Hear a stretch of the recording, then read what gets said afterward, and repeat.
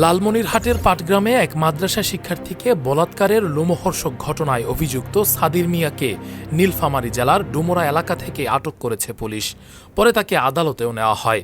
জানা যায়, সাদির মিয়া লালমনিরহাটের আদিতমারী উপজেলার হবিগঞ্জ শঙ্করটারি গ্রামের আমির উদ্দিনের ছেলে। পাটগ্রাম থানায় অভিযোগ সূত্রে ওসি নাজমুল হক জানান, বুড়িমারি ইউনিয়নের একটি মাদ্রাসা থেকে 10 থেকে 11 বছরের এক শিশুকে প্রায় 4-5 দিন আগে ফুসলিয়ে নিয়ে যায় এই সাদির। বুড়িমারি ফুটবল মাঠের সামনে থেকে বিভিন্ন প্রলোভন দেখিয়ে শিশুটিকে ট্রেনে করে লালমনিরহাটে নিয়ে যাওয়া হয়।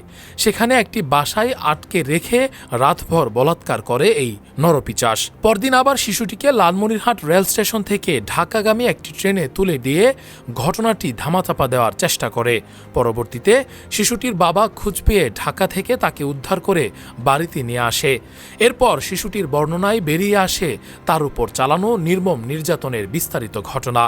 এ ঘটনায় পরিবার পাটগ্রাম থানায় অভিযোগ দায়ের করলে পুলিশ অভিযান চালিয়ে নীলফামারীর ডোমার এলাকা থেকে অভিযুক্ত সাদির মিয়াকে আটক করে। এ ঘটনায় এলাকায় চরম ক্ষোভের সৃষ্টি হয়েছে। স্থানীয়রা দ্রুত বিচার ও দৃষ্টান্তমূলক শাস্তির দাবি জানিয়েছে। Rakibul Islam Rais, face the people, desk report.